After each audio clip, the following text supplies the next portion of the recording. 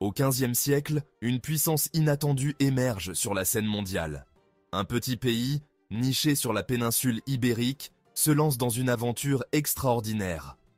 Le Portugal, avec une audace et une ambition débordantes, se tourne vers l'océan Atlantique, prêt à explorer l'inconnu et à redéfinir les frontières du monde. C'est une histoire de découverte, de conquête, mais aussi d'échanges culturels et de bouleversements qui façonneront le destin de l'humanité. Notre récit commence avec un homme visionnaire, le prince Henri le Navigateur. Né en 1394, il est le troisième fils du roi Jean-Paul Ier du Portugal et de Philippa de Lancastre. Dès son plus jeune âge, Henri montre un intérêt marqué pour la mer et les mystères qu'elle recèle. Il rêve de découvrir de nouvelles terres et de tracer des routes maritimes inconnues. Animé par une soif insatiable de connaissances et de découvertes, il fonde une école de navigation à Sagres. Cette institution devient rapidement un centre d'excellence, attirant les esprits les plus brillants de l'époque. Les bâtiments historiques de Sagres résonnent des discussions animées entre érudits, tous unis par un même objectif: repousser les frontières du monde connu. Là, cartographes, astronomes et marins se réunissent, partageant leur savoir et repoussant les limites de la connaissance maritime. Les cartographes dessinent des cartes marines détaillées. Les astronomes perfectionnent l'utilisation des astrolabes et des cadrans. Et les marins apprennent à naviguer en utilisant les étoiles comme guides. Ensemble, ils forment une équipe redoutable, prête à affronter les défis de l'exploration. Leur atout, la caravelle, un navire révolutionnaire, capable de naviguer contre le vent et d'affronter les caprices de l'océan. Conçue pour être rapide et maniable, la caravelle permet aux explorateurs de s'aventurer plus loin que jamais auparavant. Avec ses voiles triangulaires et sa coque robuste, elle devient le symbole des grandes découvertes maritimes. Les marins portugais, guidés par les étoiles et leur courage, s'aventurent toujours plus loin, défiant les mythes et les dangers de la mer ténébreuse. Ils naviguent de nuit, utilisant les constellations pour se repérer, et bravent les tempêtes et les vagues déchaînées. Chaque expédition est une aventure périlleuse, mais l'espoir de découvrir de nouvelles terres et de nouvelles richesses les pousse à continuer. Ces premières explorations ouvrent la voie à une ère de découverte sans précédent, marquant le début de l'âge d'or des explorations maritimes. Au fil de leur voyage, les navigateurs portugais repoussent les limites du monde connu. En 1488, Bartolomeu Dias franchit le cap de Bonne-Espérance, ouvrant la voie maritime vers les riches contrées de l'Orient. 10 ans plus tard, Vasco de Gama réalise un exploit retentissant en atteignant l'Inde par la mer. Ces voyages extraordinaires bouleversent la géographie, reliant l'Europe à l'Asie par une route maritime directe. Le monde, autrefois fragmenté, se rétrécit, ouvrant la voie à des échanges commerciaux et culturels sans précédent. Les découvertes portugaises marquent le début d'une nouvelle ère économique. Le Portugal établit des comptoirs commerciaux le long des côtes africaines, en Inde et au Brésil.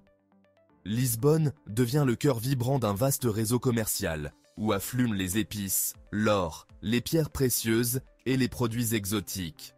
La richesse générée par ce commerce procure au Portugal une puissance économique considérable, faisant de lui le premier empire commercial mondial. L'expansion portugaise n'a malheureusement pas été sans laisser de traces sombres. La quête de richesse et de pouvoir a conduit à la colonisation de territoires en Afrique, en Asie et en Amérique. L'exploitation des ressources et des populations locales, ainsi que le commerce transatlantique des esclaves, ont marqué cette période d'une empreinte indélébile. Des millions d'Africains sont arrachés à leurs terres et déportés vers les colonies, alimentant un système d'exploitation inhumain qui laissera des cicatrices profondes dans l'histoire. La position géographique du Portugal, à l'extrémité sud-ouest de l'Europe, a joué un rôle crucial dans son ascension. Situé à la croisée des chemins entre l'Europe, l'Afrique et les Amériques, le Portugal a su tirer parti de cette position stratégique pour devenir un acteur majeur sur la scène mondiale. Bordé par l'océan Atlantique, le pays dispose d'un accès privilégié aux routes maritimes vers le Nouveau Monde et l'Orient. Cette proximité avec l'océan a non seulement facilité les explorations, mais a également permis au Portugal de devenir un pionnier dans la découverte de nouvelles terres et de nouvelles routes commerciales. Ces côtes découpées offrent des ports naturels, propices à l'établissement d'une flotte puissante et au développement du commerce maritime. Les ports de Lisbonne et de Porto, par exemple, sont devenus des centres névralgiques du commerce international, attirant des marchands et des explorateurs du monde entier. Le Portugal, grâce à sa situation géographique avantageuse, a su tirer son épingle du jeu et s'imposer comme une puissance maritime incontournable. Les navires portugais, robustes et bien construits, ont parcouru les océans, établissant des colonies et des comptoirs commerciaux en Afrique, en Asie et en Amérique du Sud. Cette expansion maritime a non seulement enrichi le Portugal, mais a également contribué à la diffusion de la culture portugaise à travers le monde. Les célèbres explorateurs portugais, tels que Vasco de Gama et Ferdinand Magellan, ont joué un rôle crucial dans cette ère de découverte. Leurs voyages audacieux ont ouvert de nouvelles voies maritimes et ont permis au Portugal de s'imposer comme un leader dans l'exploration et le commerce mondial. Aujourd'hui, les monuments historiques du Portugal, comme la tour de Belém et le monastère des Hiéronymites, témoignent de cette riche histoire maritime. Ces sites, inscrits au patrimoine mondial de l'UNESCO, attirent des millions de visiteurs chaque année, rappelant à tous l'importance du Portugal dans l'histoire de la navigation et du commerce mondial. De nos jours, les ports portugais continuent de jouer un rôle vital dans l'économie du pays. Les navires de croisière et les cargos qui accostent dans ces ports témoignent de l'importance continue du Portugal en tant que plaque tournante du commerce maritime international. La vie quotidienne dans les villes portuaires portugaises est encore aujourd'hui profondément marquée par cette tradition maritime. Les marchés regorgent de produits de la mer et les pêcheurs perpétuent des techniques ancestrales, rappelant à tous l'héritage maritime du pays. Les jeunes générations continuent de se former au métier de la mer, assurant ainsi la pérennité de cette tradition. Les écoles de navigation et les centres de formation maritime au Portugal sont parmi les meilleurs au monde, préparant les futurs marins à perpétuer l'héritage de leurs ancêtres. En somme, la géographie du Portugal a été et continue d'être un atout majeur pour le pays. Elle a façonné son histoire, son économie et sa culture, faisant du Portugal une nation maritime par excellence. Le Portugal n'a pas hésité à utiliser la diplomatie pour asseoir sa domination. Dès le début de son expansion maritime, le royaume a compris l'importance de forger des alliances et de signer des traités pour sécuriser ses intérêts. Les diplomates portugais, souvent issus de la noblesse, jouaient un rôle crucial dans ces négociations, apportant avec eux des cadeaux somptueux et des promesses de commerce lucratif. Le traité de Tordesillas, signé en 1494 avec l'Espagne, divise le monde non encore exploré entre les deux puissances ibériques. Ce traité, négocié sous l'égide du pape Alexandre VI, visait à éviter les conflits entre les deux nations catholiques en traçant une ligne imaginaire à travers l'océan Atlantique. Les terres à l'ouest de cette ligne reviendraient à l'Espagne, tandis que celles à l'est seraient sous contrôle portugais.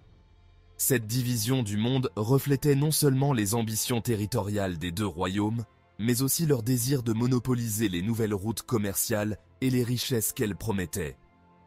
Ce traité, bien que contesté par d'autres nations européennes, témoigne de l'influence du Portugal et de sa volonté de contrôler les routes maritimes et les nouvelles terres découvertes.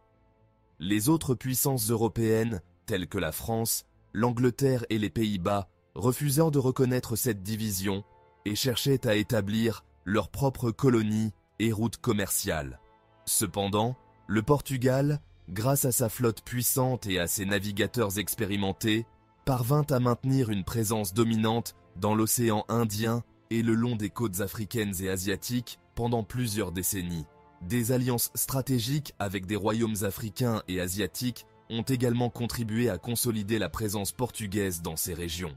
En Afrique, le Portugal établit des relations avec des royaumes tels que le Congo et le Bénin, échangeant des marchandises européennes contre de l'or, des esclaves et d'autres ressources précieuses. En Asie, les Portugais signèrent des accords avec des puissances locales comme le royaume de Malacca et l'empire moghol, leur permettant d'établir des comptoirs commerciaux et de sécuriser des routes maritimes vitales. Ces alliances, souvent scellées par des mariages diplomatiques et des échanges culturels, renforçaient la position du Portugal en tant que puissance maritime et commerciale de premier plan. En outre, le Portugal construisit des forteresses et des postes de traite le long de ses routes commerciales pour protéger ses intérêts et ses navires des attaques de pirates et des concurrents européens. Ces forteresses, telles que celles de São Jorge da Mina en Afrique et de Goa en Inde, devinrent des centres névralgiques du commerce portugais, attirant marchands et aventuriers de toutes parts. Grâce à cette combinaison de diplomatie habile, de forces militaires et de réseaux commerciaux étendus, le Portugal réussit à créer un empire global qui, bien que fragile, laissa une empreinte durable sur l'histoire mondiale. Ainsi, les traités et alliances furent des outils essentiels dans la construction de l'empire portugais. Ils permirent non seulement d'éviter des conflits coûteux, mais aussi de tisser un réseau complexe de relations internationales qui soutenait l'expansion et la prospérité du Portugal. Aujourd'hui, l'héritage de ces accords se reflète dans les nombreuses traces culturelles, linguistiques et architecturales laissées par les Portugais dans les régions qu'ils ont explorées et colonisées. L'empire portugais du XVe siècle, bien que marqué par des heures sombres, a profondément transformé le monde. Il a ouvert la voie à la mondialisation, aux échanges intercontinentaux et à la découverte de nouvelles cultures.